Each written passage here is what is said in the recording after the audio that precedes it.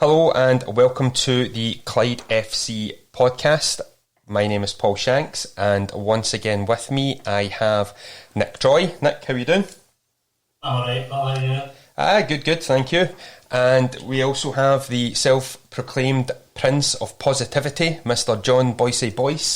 How you doing, Boyce? Positively buzzing after the weekend, mate. Positively good. That's buzzing. what we like to hear. Okay, so we've got a busy show planned. We've got 3 matches to cover. Some pretty decent victories in there too. We'll briefly cover the other game as well, but also in the second half of the show we've got a very special guest joining us virtually for a wee chat and a wee Q&A session. So kicking off, Clyde 3, Dumbarton 2. The first game in 7 months or so that it was. And who thought after 10 minutes we'd be looking at the goal of the season, gents? I know, unbelievable. I think there's only one word to describe it, really. Wowee. As our commentator David Jack famously said. No, what a strike. I mean, great build-up from Cunningham. Or was it Cunningham? I think it was Cunningham and Ali. Cunningham and Ali. And then they just let rip. Yeah, it was about 45 yards, I think, now. No, I think it the gets... last count, it gets 5 yards further back every time you watch it. 60 yards, I think. Nick, what about yourself? Just general thoughts on the game? Not just, obviously, Barry's wonder strike. How did you think it went? I thought the first 30 minutes they were unbelievably dominant. But after that, there was letting them in with that goal felt a bit, it felt like it was something we shouldn't have been doing. It was cheap. It was a cheap goal to give away, I would say. Yeah, very cheap. Definitely. But other than that, I know that the scoreline complements them a lot, but I think that we were a lot more dominant. Yep. Completely agree there. Boyce?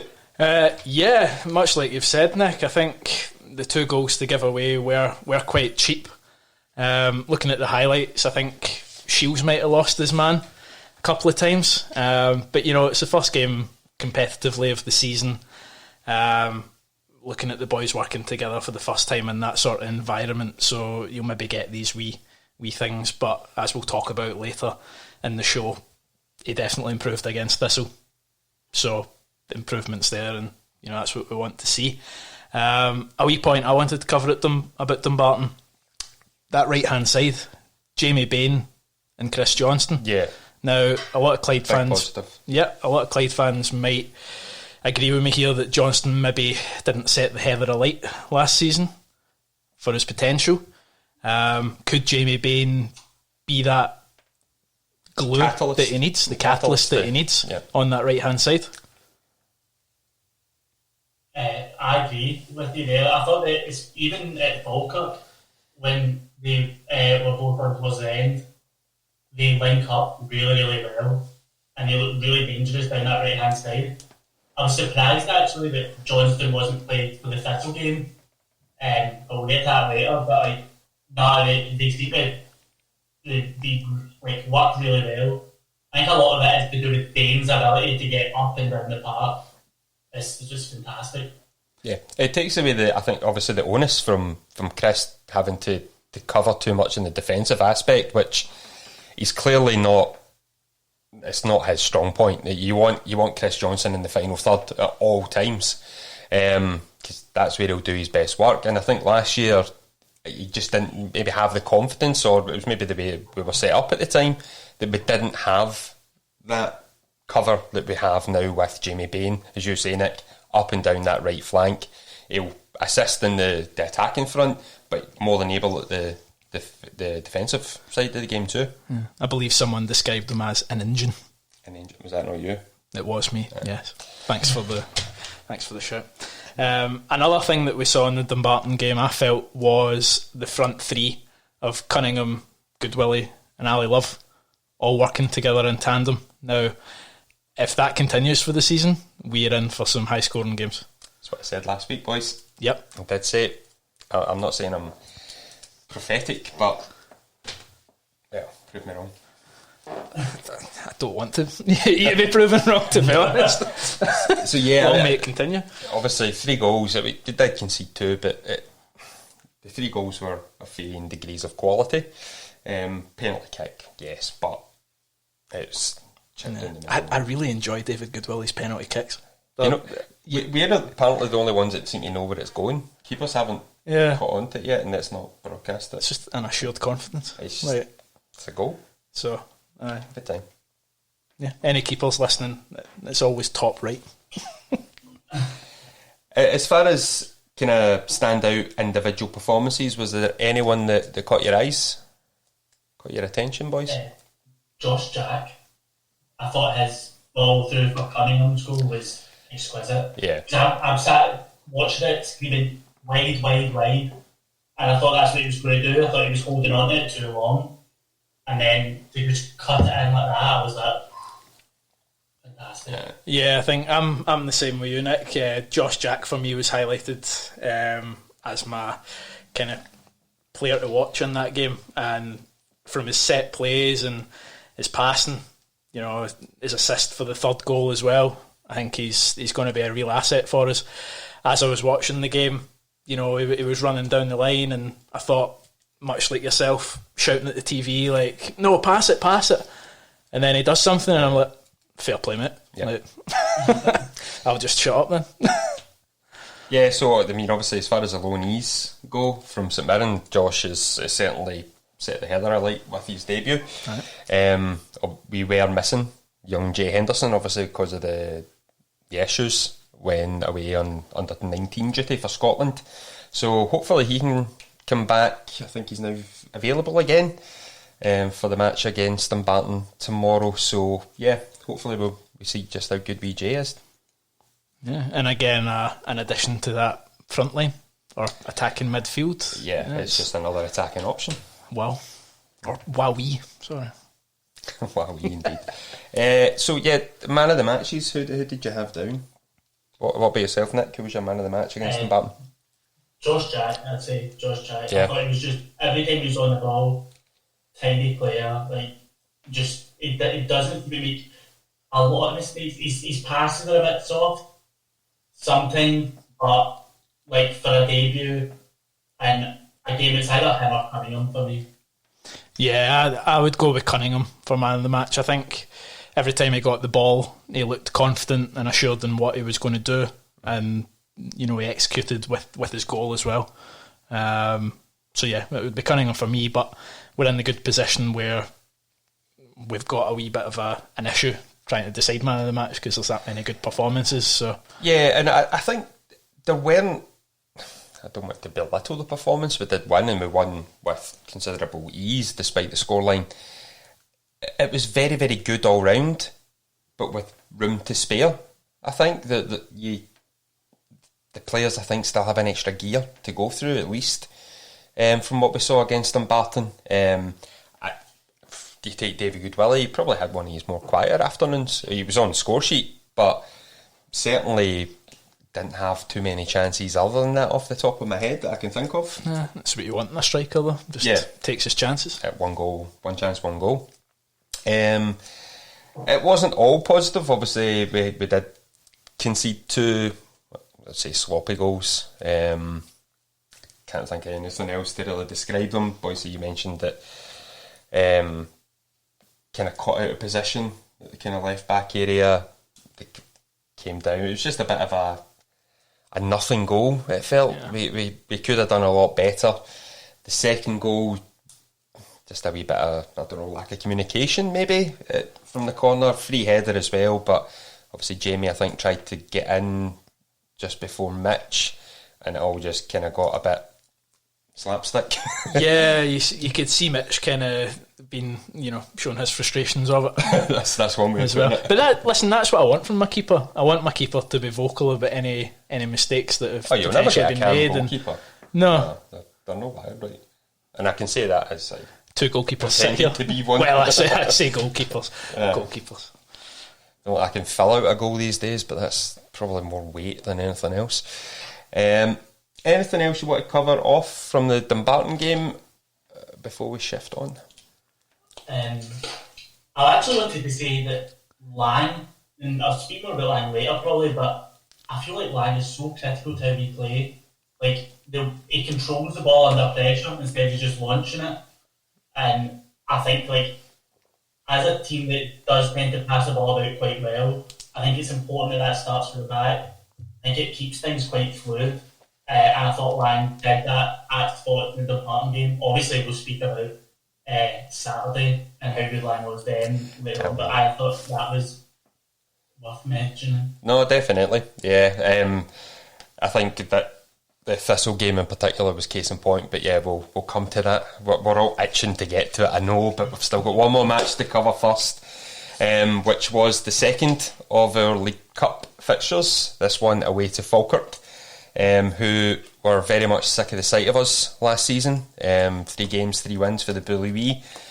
Unfortunately, not to be on Tuesday night. However, it was a strange game. I think first half we were okay without being at our fluent best. There was a number of changes to the team.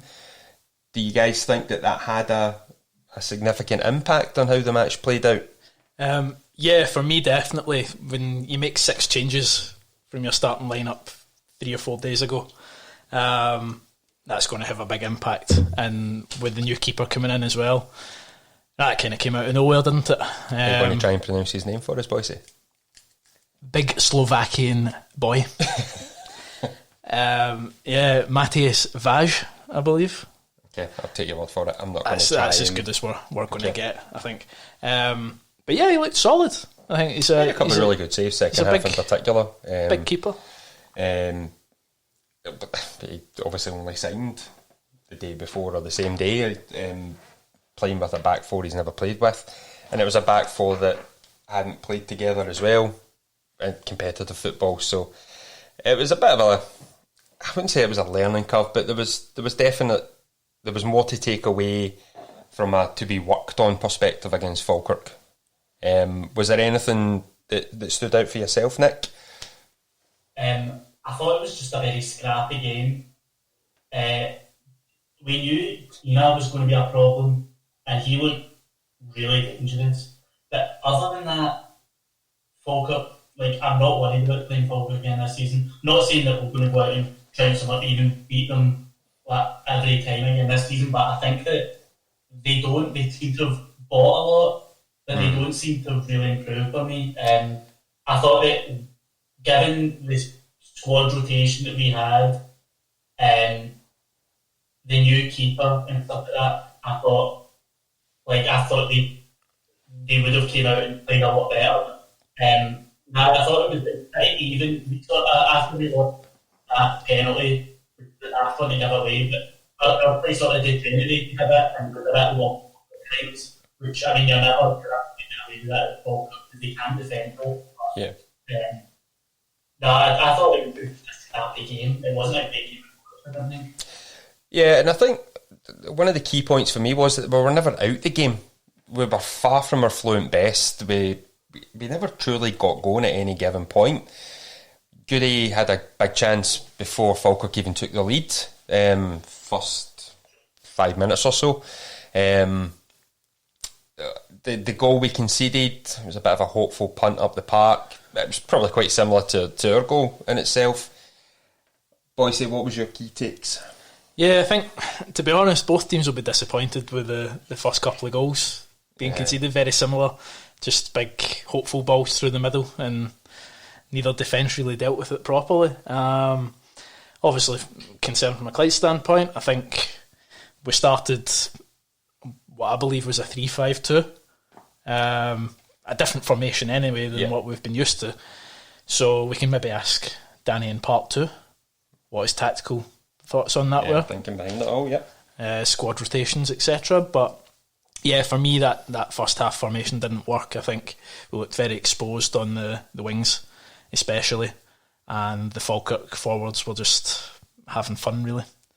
They put a lot of crosses into our box, but the crosses never really hit anyone. There was no real quality to put us under any real pressure, thankfully.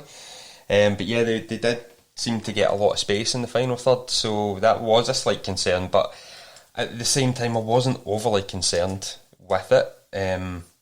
We did make a large number of changes, as I said, it was 5 or 6 I think. Yeah. The second half probably couldn't have got off to a much worse start. We just came out, in fact I don't think we can say we came out the block second half. It was very, very sluggish. The penalty, I don't think we can have any complaints about, can we? Was it Baza that gave it away? I think it was Barry. Aye, Pulled him I in think back, you could see from their reactions they knew it was a penalty. It's a Yeah, silly one. it was- But we learn, we move. Oh, are we moving on from the match already? No, just saying Barry will learn and he'll move on from that. Oh, right, okay, Barry. Yeah. So I thought you were that was a hint to get to the Thistle game. Well, now that you mention it, Paul, Are we Partick going there? Thistle. Right, okay, right. The scoreline, Clyde 1, Partick Thistle 0. A league match 13 years in the making. And it was, ironically, the last scoreline between the two clubs. It was a 1-0 victory for the Bully Wee. I'll open it up. Nick, do you want to go first? What were your thoughts? Can you talk through smiling? I thought that with the ball and without the ball, we were dominant. I thought there was times when at the start Thistle looked good down the right, but then when it got into the final third, they did nothing. Yep. They had a couple of chances. Obviously, they hit the post in the second half, and then they had I'm not sure who it was, but it was like dead on the ball. But seeing, and other than that, you like hold your breath moments. I thought there was honestly nothing to play with. I thought we were in control with and without the ball. That may seem arrogant and maybe I'm gloating a bit. I thought that we were fantastic. We won the game, we're allowed to gloat, Nick. That's the beauty of derby matches. Boise, what are you thinking? Well, today in work, walking into some Partick Thistle fans, you know, you've got that feel-good factor, winning that derby. I think for me, it was a nervy game. I had said before the game, thought it would be a nervy 1-0 win. Lo and behold, here we are, a 1-0 win. For me, I thought we looked very comfortable at the back. I thought Lang stood out massively, who took our podcast Man of the Match award. But yeah, the entire defence looked solid, and a player that really stood out for me on the attacking front was Christopher Sigurdsson, big Norway. I thought he looked very, very assured on the ball, very strong, driving forward, taking on his players, beating them. Thought there was a wee bit of harassment from the Thistle players towards him maybe at the start, which showed that he is quite a few knocks. I think in the first 15-20 minutes alone, they got his man booked. I would have liked to have saw him maybe run at him a wee bit more after the booking. I think he maybe let him away with that. Yeah. Personally, I thought it was a red card waiting to happen if he'd done it, but aye, we could have maybe tried to exploit him a wee bit more, but you know. No, I would agree though. I think Big Norway had a great game. He was on for 75 minutes, which considering being out for a year, is a big positive to take from the game. Yeah, fully agree. Definitely. I thought, like Lang, I just picking up your point, John, is I feel like Lang could have been, not that the other defenders didn't have a great game as well, but Lang just seemed to control everything. Yeah. Like every ball he tried, it was intercepting in the air. It was just stepping out from the back as well. Stepping out.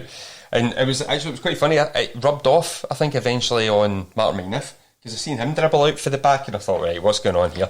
You've never done that in your life. Seat moment. It's like, wait, all right, okay. If he's going to do it and do it successfully, long may it continue, because you do need that. You can't just rely on your midfielders to ping passes about. It's great to have someone as good on the ball as Tom Lang is. Can we call out Tom's little flick down at the near side touchline that sent, I don't know who the Partick Thistle player was, but he basically sent him for his shopping as Tom basically flicked it inside. Oh, it was brilliant, absolutely fantastic. He's got that in his locker. I remember a Queen's Park game at Hampden where there was stepovers coming out and everything. I was like, this boy's supposed to be playing centre half. Get him in the single third as well. Aye, get him in the left wing, put in a wicked cross. But big handsome, played well. But I don't think there was a failure. A failure, that's too strong a word. There was no player that would get less than a 7, I think, out of 10 if you were to rate them. Maybe David Mitchell, but that's just because he had so little to do. Maybe all the Partick Thistle players as well. Yeah, but we're not discussing them. We're discussing the victorious team, boys. I'm still gloating. Yeah, so we touched upon the chances, perhaps lack of, in the first half. Probably one apiece in the big chances front. For ourselves, Goody had one where he was face to face with Jamie Snedden. Somewhat disappointingly, just hit it straight down his throat rather than, I think, either side, and it's 1-0 Clyde going into the break. The Thistle chance came from probably their only real decent cross into the box, I think, for the entire 90 minutes, where it was I forget if I can pronounce his name, Boise assist. Nick assist. The striker for Thistle was on loan from Livy. I can never pronounce his name. Oh, is it Kude Raisa? That's the one. An Ali Love assist. He headed wide, so the defence was far more solid than the kind of few lapses that we had against Dumbarton, and to a lesser extent Falkirk. I think it bodes well for the season, that performance. I know it was only 1-0, but it could have easily been 2 or 3, and but we as you said, we looked so assured in that in the back, and there just seems to be a confidence, but not a I don't know the word. Like, we're not fooling ourselves. We know how good we are, and like we play to full potential. I think at the moment, I think that was maybe one of the best Clyde performances I've watched since Danny Lennon's taken over. I just thought that we were so tidy. It was controlled. Everything about it was controlled. I never really felt any real panic. Even going into the last 5 minutes or so, I never felt that we were pinned in at any point. Well, it was obvious that we weren't, because we were the only team that created chances to score in that last 5 to 10 minute period, where if it wasn't for Jamie Snedden, as you say, Nick, it could have been 2-3, even 4-0. I think we ended up having like 18 shots on goal or something mad like that. There you go, Stato. I know. Love it. No, but I thought, we looked composed, and that was shown in the run into the box by David Goodwillie to set up Ali Love's goal. Now, taking that ball down with 4 Thistle defenders round you and still getting a shot away. Through, I think it was Docherty's legs, I think. Yeah, and then the ball just falls to Ali Love. Now, my recollection of this from Saturday was quite a funny one. I don't know if anyone else or any of the listeners had a similar issue with the audio maybe having a slight delay. Slightly delayed, yeah. So yeah, I maybe heard the goal before I saw it, which sent me into a little panic. So it was maybe a staggered celebration. It took nothing away from it all the same, but yeah. What a finish. There's Ali Love 12 yards out in that side of the Broadwood pitch. It brings some amount of memories for us, doesn't it? A promotion winning penalty kick and a winning goal against Partick Thistle. I'm not saying we should build a statue, but it's getting close. If he keeps this up, there's going to be an Ali Love statue. May I have a suggestion? You Get the notepads out again, boys. Okay. Does the stand behind the goals have a name to it? Is that not the gym? No, the stand behind the goals. But it needs to be the one that you... It could be the Ali Love stand. Well, fire in your suggestions at Clyde FC Podcast, or we'll just tell Boise to shut up. One of the two. Anything else you want to cover off from the Thistle game? I know we could probably talk about it for the next half hour.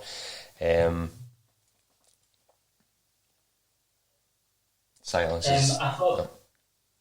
Sorry. No, I thought Josh Jack again is really ambitious going forward. And he does try things, and he's constantly pushing forward. And I feel like at times last season, particularly when we went ahead, but if we were behind, a bit like against Stoke, we sort of panicked with a long ball or something. There would be times if we're ahead, we'd maybe just want the ball long. Not all the time, but I think that with Jack there, he tends to keep the ball and play passes about. And see, when you are against let's not kid ourselves, Thistle are a good team. They get some really good players. So to have someone as young as Jack having that being that assured and that ambitious, I thought was is really exciting going forward. He will only get better. Danny Lennon makes players better, and having someone so young and, as you say, already so assured, it can only bode well for us for the rest of the season if he continues that growth. I'm looking forward to seeing it. Yeah, looking forward to seeing Jay Henderson as well. Yeah, we can maybe obviously touch base with Danny on that and see if we'll get to see young Jay. From what you had said about Thistle, Nick, obviously the big team in the league, if you will, from coming down from the Championship, I thought they looked poor, and I was surprised by their team lineup, Blair Spittle and Lyons on the bench. Yeah, the Blair twins. The Blair twins, yeah. I just thought it was a strange one, but yeah, but obviously we know Blair Lyons more recently from his time at Montrose, and he was always a player that impressed against us, so it was to our benefit. Oh, definitely. He didn't start, but obviously when he came on, I think he had one very weak shot from 20 yards which threw his cap on, really. There wasn't... Never really made an impact, but that again, to me, is just testament to the controlled nature of the performance. Yeah, because I think we saw it last season with Falkirk. You've got the supposed big teams coming, all the big names, and we just, comfortable, assured performances and play them off the park. Could Thistle be this year's Falkirk? We hope so. We hope so. We absolutely hope so. We'll end part one here, and we'll come back in a couple of minutes where we will have a certain Mr. Danny Lennon on the line to discuss the season so far, give us his thoughts on a few of the questions that you have all submitted to the Twitter account. Thanks very much for everyone for doing so. It's at Clyde FC Podcast, and your man Boycey here, he'll retweet you and come back to you because he loves it. That's it. Send in all your questions. Anything else, boys? We'll wrap up part one. Wrap it up positively with first win of the season over Partick positively Thistle. From the Prince of Positivity. That's it. Love it. But yeah, all good. We shall be back soon, boys. Speak soon. Thank you. That's the team that plays in Cumbernauld. It's got the class to beat them all. They play with passion, they play with pride. Talking about the bully we play. And sing your hearts out for the bully league. And sing your hearts out for the bully league. And sing your hearts out for the Clyde.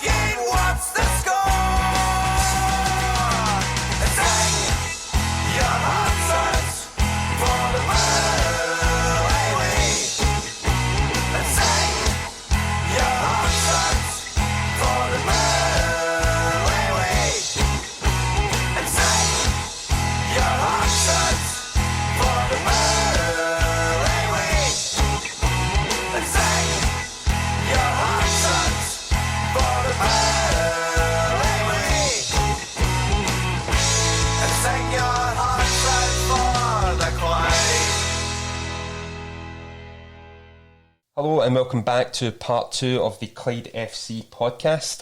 And I am delighted to say that we have the gaffer, Danny Lennon, on the line. Danny, how are we? Hello, Paul. Hi, John. Hi, Nick. How you doing? Great show. Thoroughly enjoying it. So, really looking forward to having a bit of chat. Smashing. Myself and the boys have just been talking about the 3 matches, competitive matches played to date. Obviously discussing some pretty positive results in there. How have you kind of thought things have went so far? What's been the highlights or the things you're looking to improve upon? Yeah, I mean, it's like anything when you come through a pre-season and you've had quite a turnaround the players coming in, and younger players that are coming into a league where they're getting access to experience and playing men's football, if you like, where the speed of the game and the power in the game is a lot different, from the development football. But everybody's gelling well. I'm really delighted in the group of the squad the existing squad that we had, and what we've brought in there. And it's now just trying to, fit that jigsaw together. And as I said there, we're really pleased where we stand. With a lot of pre-season fixtures in terms of whether many of the games where we had it all our own way, majority of our own way, with the ball, which was absolutely fantastic in terms of the style of football we like to play, having most of the ball and working on one or two things there. But as it went on, we were looking for a few games, which was difficult because the thing with the COVID and then the distance from the teams that you were playing came into play. So we had a few pre-season games organised against opposition, slightly higher than ourselves, and we had to forfeit them and bring in other teams. So we did, but over the piece of that, it was good. Didn't learn a great deal about ourselves defensively, and that's no disrespect to the teams that we played. Although I found Peter Sylvie, they actually came in and made it very difficult. I thought they were very organised and asked a few questions, and we had to be a bit patient on that one. So we did, but I think that's all about how you manage the game and what's thrown at you. Can you go through teams? Can you go around them, or can you go over them? So these are all the part and parcels. The new boys coming in, how myself and my staff work and prepare for games, etc. has been good. And the opening game of the season, saw us put in a fine performance and result against Dumbarton. I thought the 3 goals showed, the technical ability and the desire that we have to do well this season. And they're certainly key qualities, but the qualities only make an impact when you add work rate and discipline. And these will certainly be of great importance for us this season, and I certainly believe in this group of players to continually dig deep, applying themselves fully and look to improve. And the decent start that we've had, we can't get carried away. I think that's the most important thing, that you always look to enjoy any victory, and you get some where you've played particularly well. You get some where you've maybe had a wee bit of luck of the green, or maybe poor play by the opposition. But overall, at this level of football, it's about winning football games, and everybody wants to start well. We're no different from any other club out there. It's a shorter campaign, so hopefully with a wee bit of luck and a wee bit of rub of the green, we stay healthy, free from suspensions and etc. And let's see where this campaign takes us. But it's a very promising start. No, absolutely, Danny, and obviously Saturday being case in point to that. It was a big match for all involved with the club. It's been a good number of years in the making, good 13 years I think, between league duty between the two clubs. I think the thing that impressed us all most was how controlled we were within that match. at no point did we, certainly from the discussion the three of us have had, that we felt any real pressure or nerves that we were going to give anything away. Probably out with the inside of the post and Martin clearing the ball over somehow. Aside, we were very much on top of the game, and if it wasn't for Jamie Snedden, it could have been a much more comfortable scoreline. Yeah, I mean, you know, there was a lot of positive things. I thought the overall performance with and without the ball on Saturday was good. You've got to give a club like Partick Thistle the respect that they deserve, you know, and feeling harshly treated in the way that they come into the league. So they'll be looking to bounce back there.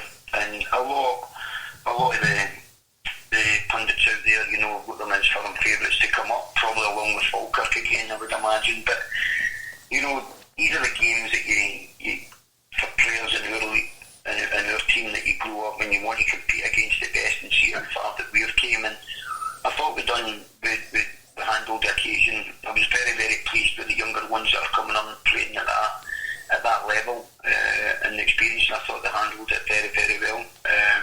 Josh Jack coming on from St Mirren, Matty Shields on loan from Rangers, and did absolutely fantastic. Christoph Severson coming back in for a lengthy period out of the game as well. So not singling anything out, but it's to see how they can handle that environment, and they've done it well. I thought the game, you would expect, you know, Partick Thistle, in terms of the creativity and that they do have, they do cause teams problems, but I thought the players handled the game plan very well, and you know, we spoke about, you know, the transitions in play where I felt that the game would be won and lost, and you know, the transition when we lose the ball, how quickly we could get back behind, press that ball if it was on to do so, or get back behind that ball and keep a disciplined shape, but also in terms of transition and winning the ball, how quickly we could play for name. And what we certainly have added this season, we've certainly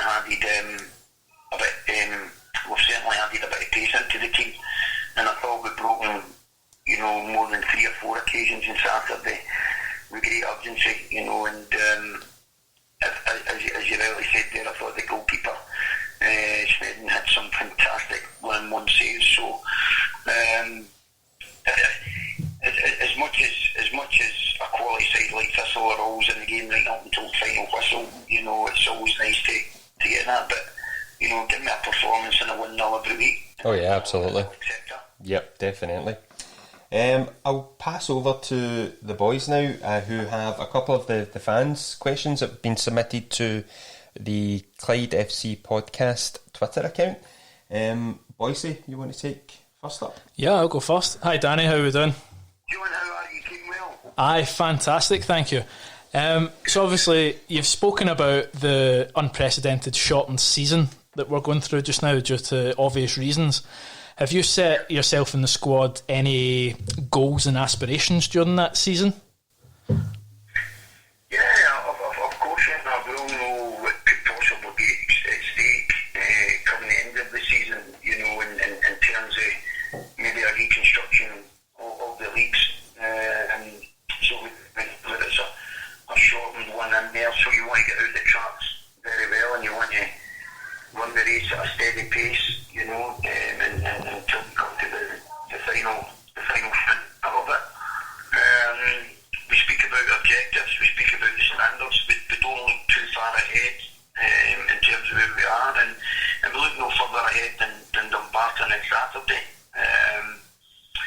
If I'm being completely honest, you know, we certainly looked at the opening campaign on Saturday, the Thistle game with the 2 cup games back to back in Dumbarton and Falkirk.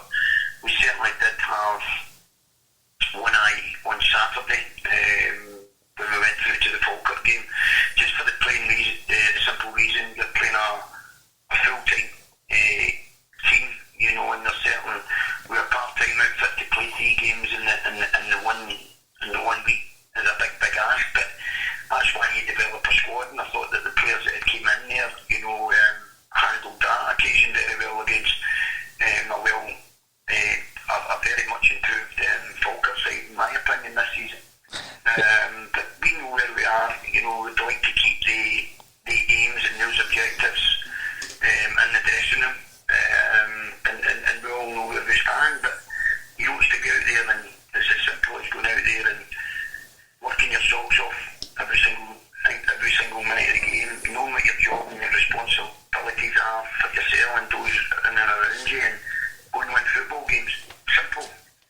That's it. Love to hear it. So, touching on the Falkirk game and the kind of squad rotation that had been done, many fans were surprised a wee bit by the signing of Matthias Vaj. So I'm going to describe him as the big Slovakian keeper. Big Matty. Can you maybe explain to the listeners how this signing opportunity maybe arose and why the decision was made to bring in a third keeper? Listen, sometimes as a manager or as a club, I think it's your job and your responsibility to always try and improve what you've got. I'm always in the terms of looking for somebody better than David Goodwillie, but Messi's tied up for another year. Unfortunately, yeah. Good, you'll say he's better than him anyway. I don't think any Clyde fans would disagree. Nah, you're right. He's been absolutely fantastic, so he is a great leader. But the one with Big Matty come across, we got a word in from an agent. Could we offer some training facilities for the goalkeeper? And we've actually been a wee bit this season. We've got 4 very competent goalkeepers. David Mitchell, who we no doubts about it is number one. He's absolutely fantastic in everything that he does and when he brings to the club. We had young boy Michael McGee who sat on the bench most of last season, who has now went out and loan, and he'll experience once again from getting more game time in his development, because where we felt that he fell short of that was his decision making. You're just sitting on a bench every week, you're not getting exposed, you're going for cross balls or making any kind of decisions. And Chris Barry, who's a goalkeeping coach, who is an absolutely incredible player in what he puts on for the boys. Not just physically, but the way that he prepares them mentally also. He's a key member of staff. And he went right then to buy Div. So he did, and he's came in and did very, very well in pre-season. He's not done anything wrong in terms of that. But when we actually had big Matic come in, one, we like to size him right away, so we did in his presence. Chris started working with them. Our first thoughts were, right, that's good, and he was out playing a couple of games with who was it again? Can't remember. He was out playing a few games, and he was coming in training Tuesdays and Thursday. But every session that we seen him, we liked him even more and more. Chris would speak about him, I would speak about him. And it came to a decision where, collectively speaking to the director of the football game, Diamond, that, let's get him tied up, let's get it done. And the way that the game had went on Tuesday, you're never ever going to have a better opportunity, particularly maybe the facts, and saying where it came out of the blue, but we'd seen enough in training to know the qualities and what the boy possessed, and we wouldn't put ourselves or the keeper, the player themselves in an environment where we didn't think they could handle it. But we also had to see what he could do in a live game, so we did. So we put him in, and he did absolutely terrific. So he did. Yeah, very impressive. Yeah. Was just saying the keeper looked very impressive against Falkirk. So I thought he handled that environment well. I thought that he pulled off one or two big saves, particularly going in the game when we were, trying to get that equaliser and had one or two quick breaks on us. I thought his distribution, his composure, his size, his decision making, we liked him, and we're very, very fortunate at this moment in time to now have 4 goalkeepers, or certainly 3 at this moment in time, available to us. So I think that's only a good place in terms of them pushing one another, and playing to a level where they know that they have to be, because they know that there's competition around that corner now, and make no doubts about it, David Mitchell still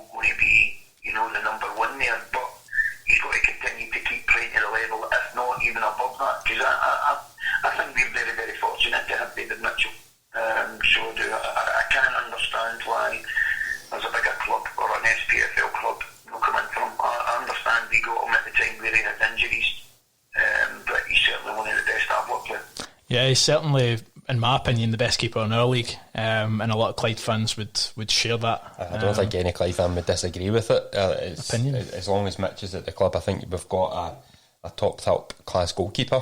Yep. So yeah, Danny, I'll just hand you over to Nick, who's got a few other fan questions as well. Alright, Danny, how you doing? Nick, how are you? Keeping well? I just recovering for the weekend. Like Mary, my son's still recovering, so he is. I've not seen him for Friday. Pat, I'm too old for that now. And I was just going to ask you, the first question was, with like the new young players in the squad, how do you balance their personal development and like for their own benefit with the general needs of the squad? Yeah. Listen, I think that's, we've done a lot of homework and due diligence on these players, two players that were brought from St Mirren, Jay Henderson and Josh Jack, obviously know Jim Goodwin very, very well, and he's done us a real good turn here along with Tony Fitzpatrick, and it's a win-win-win situation because since the reserve football or the development football, there's no place for these players to go, and at Clyde we actually took it, as a pat in the back, and we're real honoured because there was 4 Premier League clubs that had opened their doors to us to go and have a pick of players. And then obviously they need their players to go and play somewhere. We need players because I'm saying perhaps I know that the budget's not as the same as what it was because the supporters etc. not getting in. So it was certainly something that we could help one another. And the relationship I had with him, we looked at Josh and Jay very well, what we needed within the squad. We knew that we needed pace, we needed energy, and my shields, I think it's certainly in my time at the football club, and I know it's early doors, but what I've seen of the boy in pre-season and the early part of the campaign starting off, he certainly looks to be the strongest one that we've had in that position. So he does. But in terms of how you get that balance, how do you get any young kid come in and knowing what they're actually going to go and do? You've got to give them the access and the freedom and the belief to be playing in that environment. You've got to allow them the experience of making mistakes and how quickly they learn from that. And I'm absolutely delighted in the way that these 3 guys have actually come in and handled that. What they do, they bring fantastic energy. And when you're looking at the Ali Love, David Mitchell, Kim, what do you call him? Good Goodwin, Kenny Baden, who came in at right back. These are very, very experienced players there. So you're looking for that experience and that energy to rub off on one another, and it's certainly heading in the right direction. But with young boys, that they're coming into, I think I touched on it in the early part of the show, that they're coming into a game now where mistakes are unforgiven. You're playing against powerful people. You've got to understand what knockdown football is. When that ball's going over your head, you've got to work hard and be on the other end of that. Whereas maybe against boys your own size, etc., it's a wee bit of, they'll use up the ball for 30 seconds, then bang, possession. I certainly feel that that is the only thing for me that perhaps maybe lacks in development football. I think you've always got to see how players are when you're winning games of football and how they react when you're perhaps losing a game of football. So these are all experiences that these players have got to go through, how to handle conditions, how to handle referees, You know, these are all things that have, no, but that's what happens at this level, because you're in there to do, you're in there to win football games. It's pure and simple. That's where they want to be. And I certainly believe that these three have got to make me having a fantastic career, and if we all at Clyde can help them fulfil that potential, and they can help us along the way where the ambitions lie, then it's a great situation for everyone. Yeah, the early signs are certainly very, very promising from what obviously we've seen so far. Danny, very conscious of time. Obviously, you've been kind enough to give us your time this evening.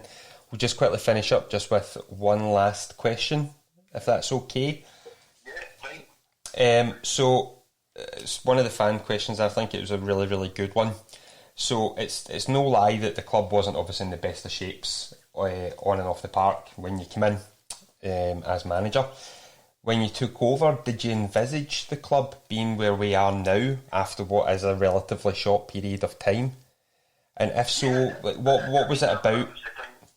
No, I've seen the potential, and it wasn't the fact that, you know, I had plenty of opportunities to go back in at that level of football, but it had to be the right club. And one of the big things for me that attracted me to Clyde was, one, the club's history, but it was the state, everything that came along with it, the full package. You know, the infrastructure of the place, and when I came along for the interview, you know, I said, I get a feel for it right away, and I looked at where the club had been over the last 10 years, etc., and I go back to my own days playing at Thistle, how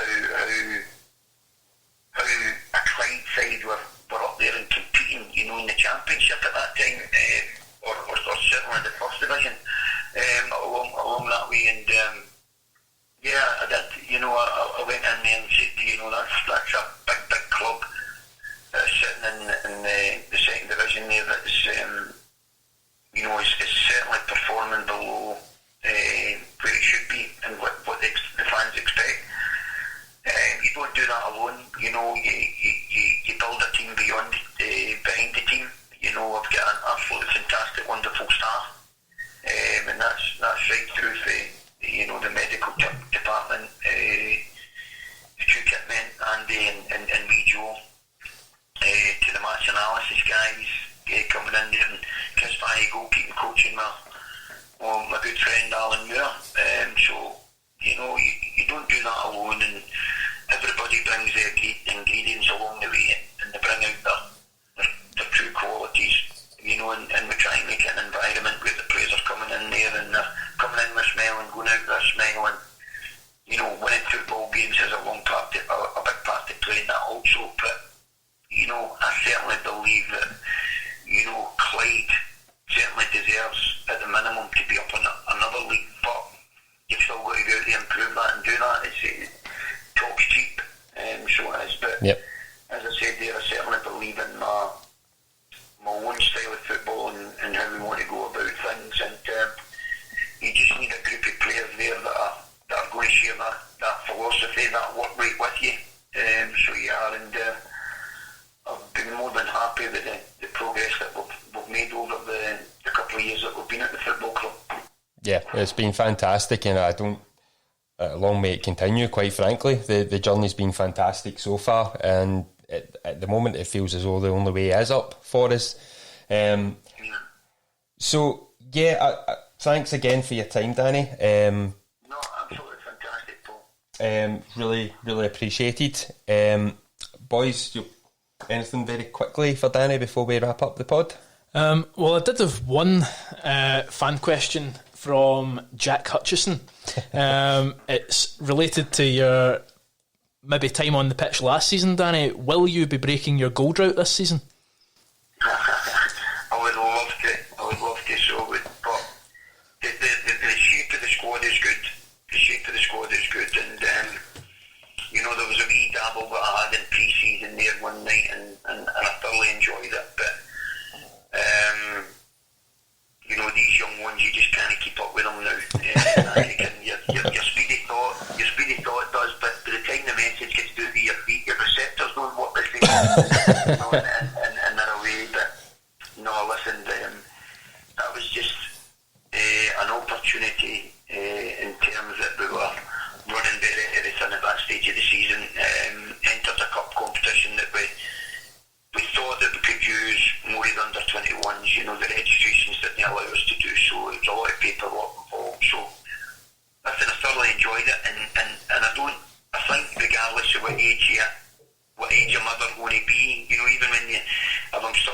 enough to be here at 70, you know, I think you'd still think that you could go and do a job.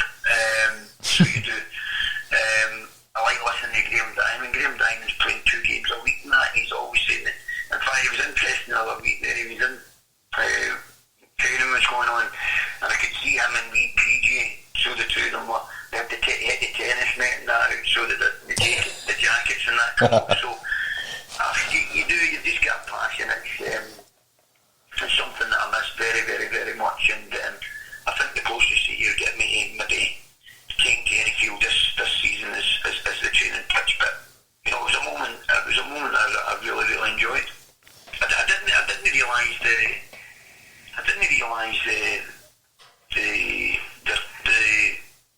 turmoil that it would have created, you know, with the noise and the media, etc. That never entered my head whatsoever, but you know, it was all very, very positive, and I think you know, the fact that we did win the game, you know, and probably also because it was against Celtic, we probably highlighted it even more, you know, for the wrong reasons.